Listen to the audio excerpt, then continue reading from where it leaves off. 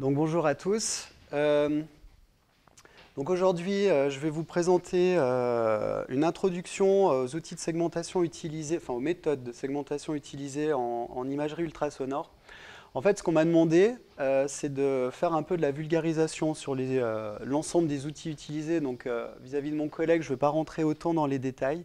Enfin, c'est ce qu'on m'a demandé. Donc si vous voulez avoir plus de détails, après, bien sûr, dans les conversations, je pourrais m'étendre.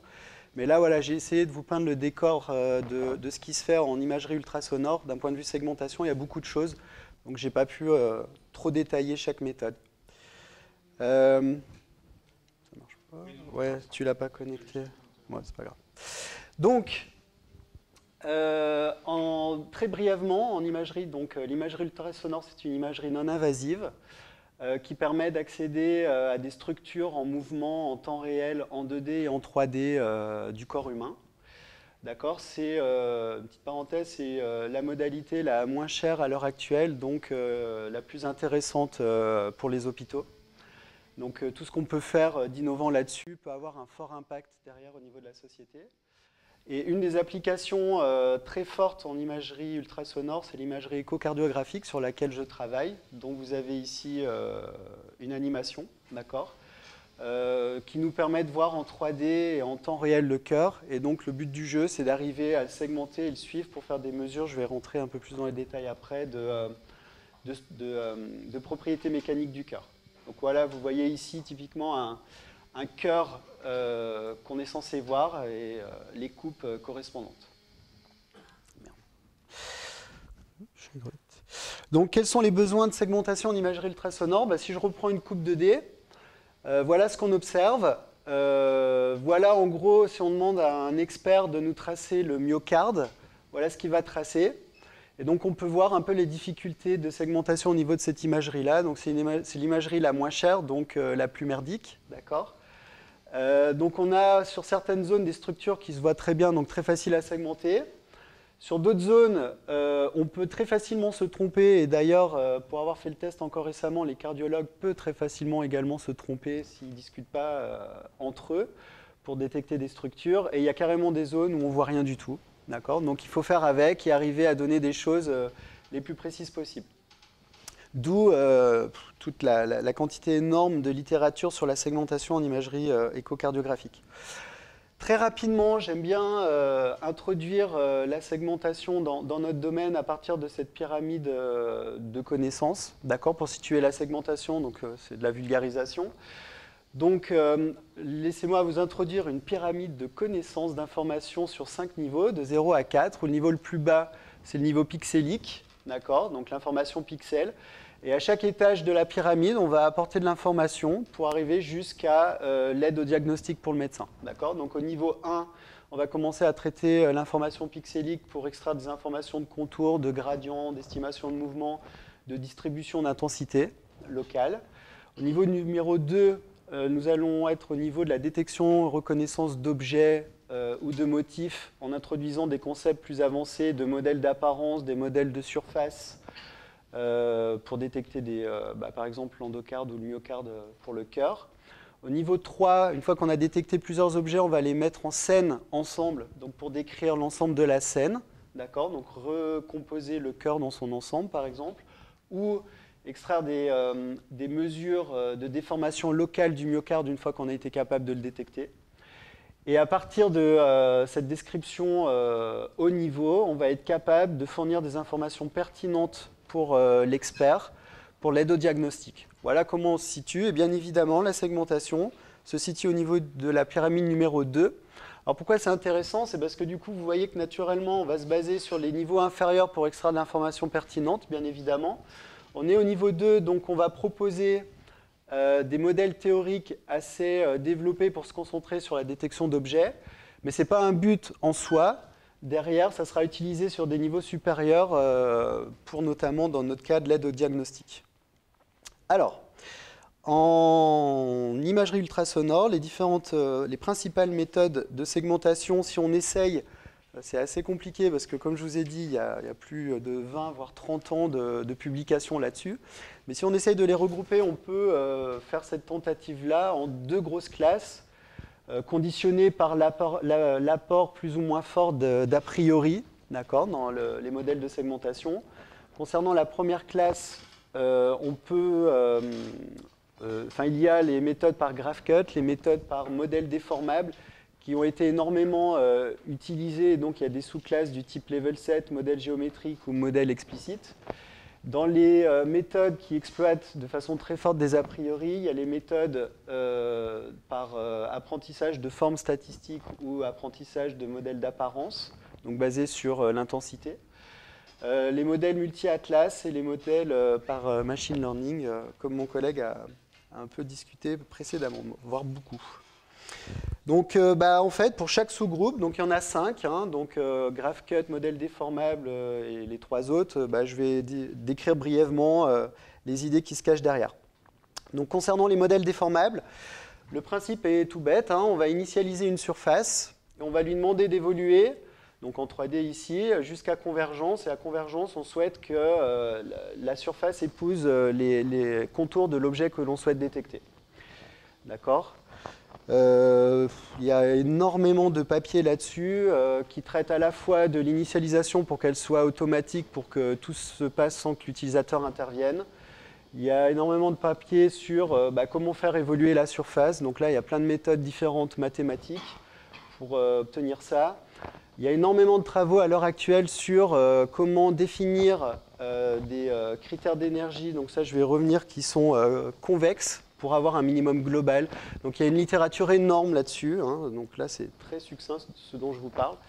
La plupart de ces méthodes essayent de faire la même chose, c'est-à-dire traduire le problème physique qui est « OK, je veux détecter mon objet sous un problème mathématique sous forme de minimisation de critères d'énergie ». Donc on va exprimer le problème sous forme d'énergie, c'est très classique, je ne vous apprends rien, j'imagine. Qu'on va dériver pour obtenir une équation d'évolution de la surface, d'accord ? Le critère d'énergie, classiquement, va impliquer différents sous-critères, des critères d'attache à la forme, de régularisation ou de contraintes un peu plus haut niveau. Donc, voici des exemples. Donc, ce n'est pas du tout d'imagerie médicale, mais c'est vraiment purement pour vous illustrer les différents concepts. Donc ici, on souhaite par exemple segmenter les anneaux de Saturne. Donc voici une initialisation faite à la main, à la va-vite. Si on utilise uniquement ici un terme d'attache aux données qui est en chaque pixel, je veux que tu converges vers une zone où il y a un maximum de contraste. Voilà ce que ça donne. Donc bien évidemment, l'énergie est mal posée, donc on ne va pas réussir à segmenter les anneaux à ce niveau-là. Il va faire ce qu'on lui demande, c'est-à-dire qu'il va converger vers des zones à fort contraste, localement. Ici, on va lui dire, OK, essaye de régulariser un petit peu plus le contour. Je n'ai pas envie que ça fasse des contours chaotiques. Donc on va introduire des contraintes de lissage, mais ce n'est pas suffisant. Et ici, on va exploiter l'information toute bête que la forme qu'on doit extraire a une forme plus ou moins elliptique. Donc on introduit ça, et voici le résultat de segmentation. Donc vous voyez que ce qu'il y a de à la fois confortable et difficile à gérer, c'est le fait qu'on peut introduire une multitude de sous-critères d'énergie pour essayer d'améliorer la segmentation et donc s'adapter au plus près du problème. Le problème, bien évidemment, sous-jacent, naturel, c'est comment vous réglez les hyperparamètres de réglage de pondération entre les différents critères d'énergie. Et là aussi, il y a énormément d'études de fait à ce niveau-là. Concernant les méthodes par apprentissage de forme, l'idée est toute bête, mais elle nécessite un travail immense en amont. En fait, ce que vous allez faire, donc si je reprends l'exemple du cœur, donc ici c'était des modèles faits à partir d'imagerie des acquisitions CT. Vous allez acquérir toute une population de volumes caractéristiques donc, du cœur humain. Donc, prenons un exemple ici, je crois que c'était 200. Donc vous avez 200 volumes que vous allez recaler entre eux. À partir de ce moment-là, vous allez demander à un expert de segmenter à la main les 200 cœurs, donc le volume. Donc vous voyez la quantité de travail que ça représente. Une fois que la personne a fait ça, vous allez faire un travail assez délicat de mise en correspondance de points. Donc vous allez dire, OK, la surface finale va avoir le même nombre de points et un point d'un volume à un autre doit se correspondre à lui-même. D'accord ? Ce qui va vous permettre de faire en fait des modèles de distribution de points pour chaque point de votre surface. Donc derrière, si on pose d'un point de vue mathématique les choses, c'est très simple. Du coup, une surface va être représentée par un vecteur de points ordonné. Okay. Du coup, naturellement, puisque les volumes ont été recalés, vous pouvez directement calculer un vecteur moyen qui correspond à la forme moyenne. Mais également, vous pouvez calculer la matrice de covariance, extraire les valeurs propres, vecteurs propres, et du coup, avoir une matrice en sélectionnant les valeurs propres les plus fortes, c'est très classique, d'avoir les modes de variation principales, les modes, donc un mode donc principaux, de votre surface, et donc créer un espace de forme représentatif de l'objet d'intérêt. Donc voici un exemple ici. Donc après, à partir de ce moment-là, chaque point dans cet espace, donc chaque surface, sera représentée comme la surface moyenne, pondérée, donc ici c'est votre vecteur de paramètres, pondéré par des représentations des variabilités de forme. Donc voici ici un exemple. Si vous mettez donc le vecteur des inconnus, donc B à 0, vous allez avoir la forme moyenne. Et puis si vous faites varier uniquement, par exemple, la première valeur ici, vous allez voir apparaître des modes de variation de votre surface. Donc bon, ceci est très classique et a été appliqué énormément dans notre domaine. Et donc après, le problème de segmentation, comment il se traduit ici? Donc vous avez un nouveau volume, un nouveau patient. Le volume, vous allez devoir déjà le recaler dans votre espace de volume. D'accord ? Une fois qu'il a été recalé, vous allez initialiser votre modèle avec la surface moyenne. En chaque point de votre surface, vous allez calculer des normales à la surface. Vous allez regarder l'évolution de l'intensité et vous allez détecter le point, enfin, où il y a par exemple un maximum de gradient. Donc vous considérez qu'il y a des contours. Ça vous donne un nuage de points. Et derrière, vous avez uniquement cette petite équation à résoudre pour trouver les coefficients qui représentent au mieux, dans l'espace de forme, l'ensemble des points que vous avez extraits. Et vous avez votre segmentation. Donc, il y a une généralisation de ce concept qui a été faite il y a quelques années de ça en imagerie ultrasonore, où non seulement les formes ont été représentées d'un point de vue statistique, mais également ce qu'ils appellent l'apparence, c'est-à-dire l'évolution de l'intensité en chaque point. Donc en fait, la généralisation, elle est très bête, hein, vous utilisez exactement le même concept. La seule différence, c'est qu'en chaque point de votre modèle, vous allez calculer la normale et vous allez tenir compte des valeurs d'intensité le long de cette normale-là dans votre modèle PCA, d'accord, et donc dans votre modèle de segmentation. Donc ici, l'exemple ici, c'était pour segmenter l'endocarde, donc qui est la paroi qui sépare le sang du myocarde. Donc la surface qui a été faite ici, elle est constituée de 901 points en 3D. Pour chaque point, il y a une normale avec des intensités utilisées. Donc en tout, il y a 22 500 points d'intensité utilisés dans le modèle. En rouge ici, en vert ici, vous avez l'initialisation et en rouge le résultat de segmentation. Voilà. Les modèles par machine learning. Donc je savais que j'avais un collègue qui allait vous parler beaucoup de machine learning juste avant. Donc là, je vais être assez sommaire du coup. Donc l'idée, comme vous l'a déjà un peu exposé mon collègue, c'est donc toujours pareil, enfin en tout cas en imagerie ultrasonore, c'est de demander à des spécialistes de segmenter à la main des surfaces caractéristiques qu'on va échantillonner. Pour chaque point de la surface, on va calculer un espace de caractéristiques. Donc en gros, vous allez calculer des informations du style intensité, gradient, carte de probabilité de contour, voilà, on peut imaginer plein de choses, le Laplacien, d'accord. Donc ça vous fait un espace de caractéristiques. Et derrière, en fait, donc il y a plusieurs méthodes qui ont été proposées pour faire de l'apprentissage sur ces données-là, pour pouvoir faire derrière de la classification, de la reconnaissance de ces points-là. Donc les méthodes les plus utilisées sont les méthodes par random forest ou super vector machine en anglais. J'aime pas trop les traductions françaises, elles mérissent le poil. L'idée, c'est qu'une fois qu'on a fait de l'apprentissage à partir du classifieur, le classifieur, derrière, on le voit comme une boîte noire qui va nous donner en sortie. Donc, on a un nouveau volume qui arrive. On va traiter chaque voxel avec ce classifieur. Et en sortie, on va avoir une probabilité de reconnaissance ou pas de la surface que l'on souhaite détecter. Donc, la probabilité peut être binaire 0,1 ou continue entre 0 et 1. Donc, voici un exemple récent de gens qui ont proposé ça, où le feature space, l'espace de caractéristiques, c'est des contours robustes qu'ils ont détectés et classifiés à la main. Ils ont fait un apprentissage. Et derrière, leur classifieur adapté leur permet de dire si le contour qui a été détecté correspond à l'endocarde, à l'épicarde ou à autre chose. D'accord ? Et une fois qu'on a détecté ces points, tout bêtement, on a de nouveau un nuage de points. Et donc, ce que proposent les gens qui utilisent ça, c'est soit d'utiliser les modèles déformables dont je vous ai parlé, soit des modèles d'apprentissage de forme à partir de ces nuages de points pour réaffiner et obtenir un résultat de segmentation. Vous avez les méthodes par GraphCut. Donc, je ne sais pas si vous êtes au fait avec ces méthodes-là. Donc, c'est des méthodes basées sur la théorie des graphes. Donc, c'est ce qui fait leur force. Donc, ça sous-entend, grand 1, de construire un graphe et derrière de l'exploiter pour obtenir un résultat de segmentation. Donc, comment le graphe, au niveau des méthodes de GraphCut, est constitué de façon très simpliste. Donc ici, vous avez une image, d'accord? Donc vous voulez segmenter ce cas très difficile du rond blanc sur un fond gris. Ici, j'ai symbolisé les pixels, d'accord? Donc la première chose à faire, vous allez définir deux nouveaux nœuds particuliers qui sont le nœud source et le nœud terminal, d'accord? Le nœud source correspondant à l'objet que vous voulez détecter dans ce cas précis et le nœud terminal, le fond. D'accord. Derrière, vous allez constituer votre graphe de façon très simple. Vous allez connecter chaque nœud, donc chaque pixel, à la source et au terminal.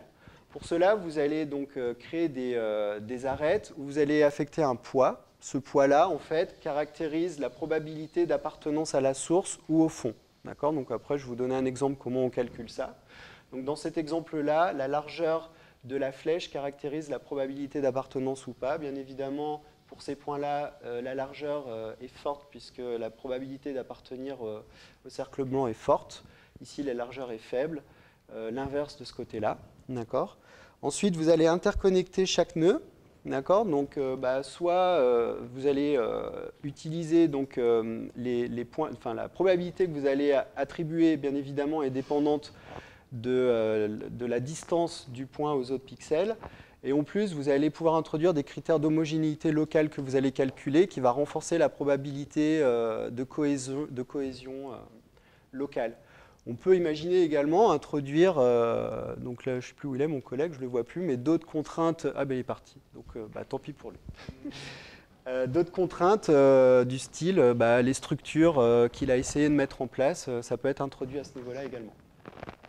Et puis, une fois que vous avez votre graphe, la beauté de la théorie des graphes, c'est que vous avez des algorithmes dédiés et une connaissance depuis des années et des années sur comment couper ce graphe de façon optimale. Couper, ça veut dire trouver un chemin dont la somme des poids est la plus faible. Et là, il y a une tonne d'algorithmes dédiés depuis des années très, très performants, très rapides, qui vous permet d'obtenir un chemin optimal, une coupe, et donc un résultat de segmentation. Ces méthodes-là ont été très peu utilisées pour l'instant en imagerie ultrasonore. Elles commencent, d'accord, donc c'est pour ça que j'en parle. Donc ici, je ne vous donne pas un exemple en segmentation parce que c'est trop récent, mais c'est un exemple d'un des collègues à Creatis qui a travaillé sur ces méthodes-là pour segmenter l'ensemble du corps humain.